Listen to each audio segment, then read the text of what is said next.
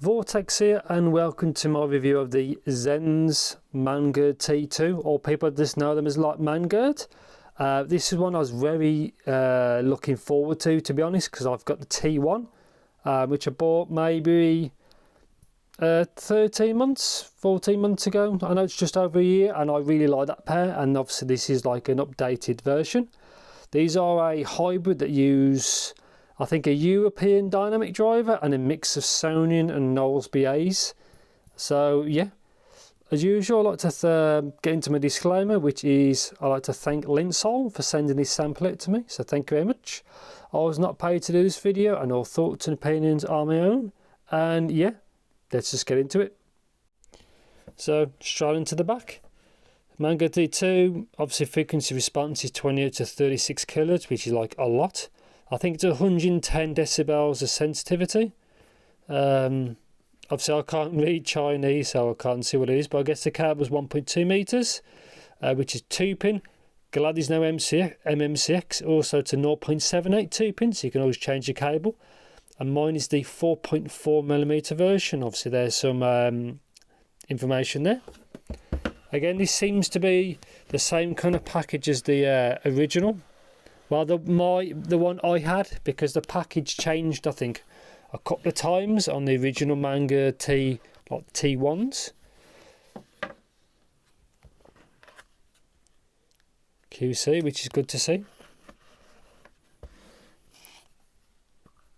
And yes, they do come in there, but I've been using them, so I'll show them in a sec. So there's like a clip, shirt clip. Again, this should be 4.4, as it is, as you can see. It's a quality cable, just like the original was, and seems to be kind of the same.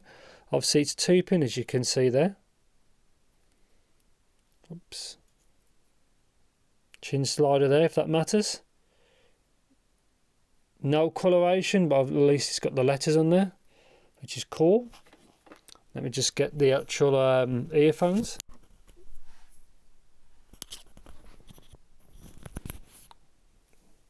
So yeah, compared to the originals, these look amazing, but the originals is actually quite good as well. The shell design is different. I may do a comparison in the future between this version and obviously you know, the first and second generation, but they look really nice in the flesh. Obviously they are a little bit bigger as well than the original. You can just see through there. You can see just like a balance armature there, but yeah, very nice. Again, I did like the originals. Very premium, obviously accessories and everything.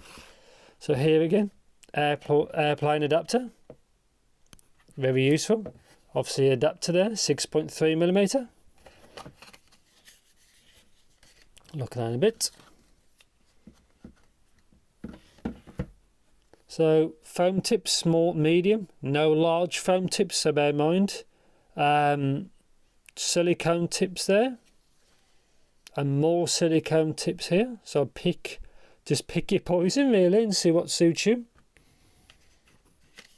This should just be obviously documentation of sorts.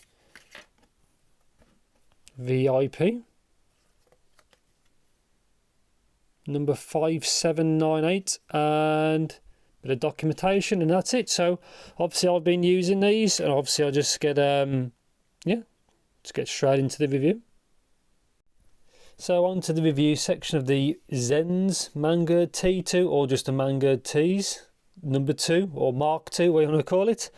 Yeah, let's just get on to build quality, shall we say. Very good, as you can see. It's very hard to see, but you can just see there's a balanced armatures there.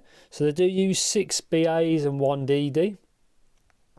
Obviously you can see as well, which is a cool thing. Obviously that's a vent, but obviously it's red, so it's for R, and this one is blue for left.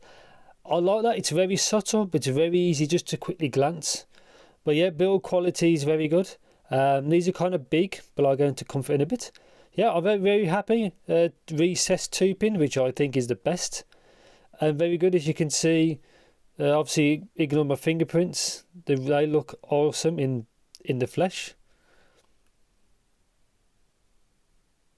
really weird name, Mangird, but they definitely know what they're doing with the tuning. So yeah, let's get on to the comfort. I thought was very good. These are actually bigger than the original model, the version ones, shall we say. And if they went any bigger, it would have caused me problems, but I had no issues, and I found them very secure. So there's a fin, but it's not massive, the fin design, and I found them very comfortable and very secure. Again, I was very happy with them. Yeah, so isolation. Isolation was actually very good, considering there was a DD in there. Yeah, I'm trying to find another vent, which I can't see. But yeah, isolation, I've used this outside when it was windy, and it somehow kind of blocked that out, so it's strangely very good, considering there's a DD in there as well. So yeah, so I was very happy with them. So let's talk about Soundstage. Again, very good. Everything sounds big. Holographic is probably another good word. So I was very happy with it, and the same goes with the imaging. Very good, shall we say. On the whole, you can probably tell what I'm going through. These are good on the whole, but obviously we'll get to the sound. But yeah, very good. Not much to say really. And yeah, so power and sensitivity of these. Again, I had no issues at all. I had no issues with anything. They're not very sensitive. Well, they are sensitive to a degree. They're not like hiss on, they're not super hissy on some sources, but I had no issues with whatever source I used. Was, again, no issues at all. Again, very good. There's meant to be a crossover difference as well. So before I get into the sound, there's a BA that's meant to do, I think, mid bass, and there's one meant to do sub bass. Sorry, the DD does the sub bass. There's an armature for mid bass, which obviously I'll get to. Yeah, to go into sound now. So I'm going to overlay the graph. And yeah, there's a slight discrepancy between each one, but you don't hear that. It's so minute. So bass, like I just said, there's a DD for the sub bass, and obviously, like I said, that my graph rolls off more than reality. And the mid bass is fast, so they're using the benefits of two different drivers. So the sub bass to do the really deep stuff, and then the BA to do more mid bass, upper bass. So it sounds faster, and it seems to work very well. I don't know how they made it very coherent, but it works very well. So bass is really, really, really good. I'm glad they've done it. It's not bass head, but it's more than. It's a really nice balance to what you'd want. Obviously, it's not sterile, but it's not a bass head. Really, really happy. Mids. So mids are probably one of the best parts of this, really. Again, from the bass, the bleed is so little. The mids are very, very clear. They're great. Like this, I can't really fault them. They sound exactly what you'd want something of this kind of cost to sound like. But yeah, mids are very, very good. I can't fault them. Upper mids, where vocals tend to sit, are very good. Vocals sound great. They're not shouty. They're not pushed back. I'll try this with a few different female vocalists, and it sounds great. I can't fault it really. Yeah. So treble. As you can see, there's a dip where normally there's a elevation. So they did this with the original model. It helps with like less fatigue, and like people tend to be sensitive in that area, and like sibilants and things like that. This doesn't have that. It makes them very easy to listen to, but they don't feel like they're missing details, which is kind of a thing. One thing I forgot to mention is tonality. Tonality could be better, but then again, it is a hybrid with three different drivers. So you got Knowles, I think, and Sonian, and then a dynamic driver. So the tonality is good, but it's not. You can't beat single DD timbre, as other people call it. But yeah, so treble on the whole, again, is very good. Like I said before, it has a kind of holographic big stage. Obviously, the only things that are big that are ones with like electrostatic drivers, but that's obviously a way different price bracket to what these are. But yeah, the treble's very good. It never gets really in your face. These are very well balanced kind of tuning, just like the originals was. But I might do a separate video as a comparison, because I've still got the original ones. But yeah, overall sound is very balanced. I think they will please anyone who tries them.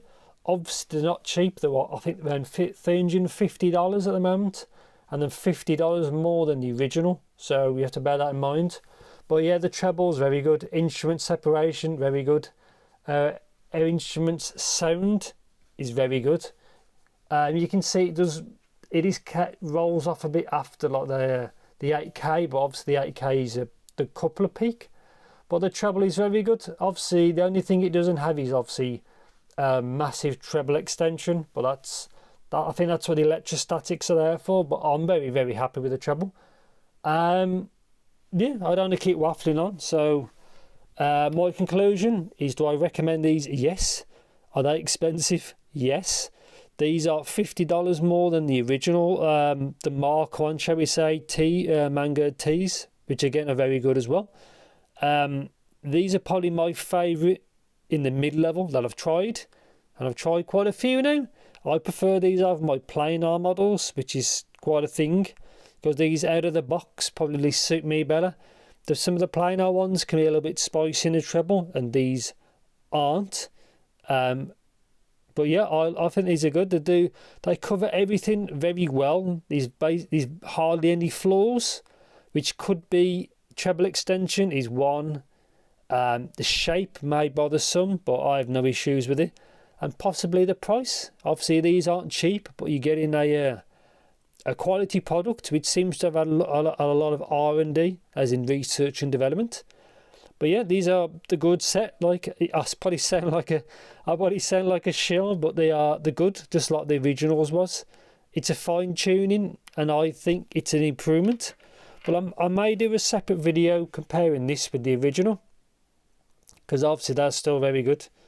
And they came out maybe over a year ago. I think I bought them April 2021, and obviously this is May 2022. So yeah. They're a good set. Overall, they're very good. They're an easy recommendation if you can afford them. But obviously, yeah, they've already got one with the ESTs, which is the up, which costs a lot more than this. And yeah, I won't go waffling on too much, but yeah, these are a good set. And not to say, really, they do everything for what I've tried very well. They cover all the bases.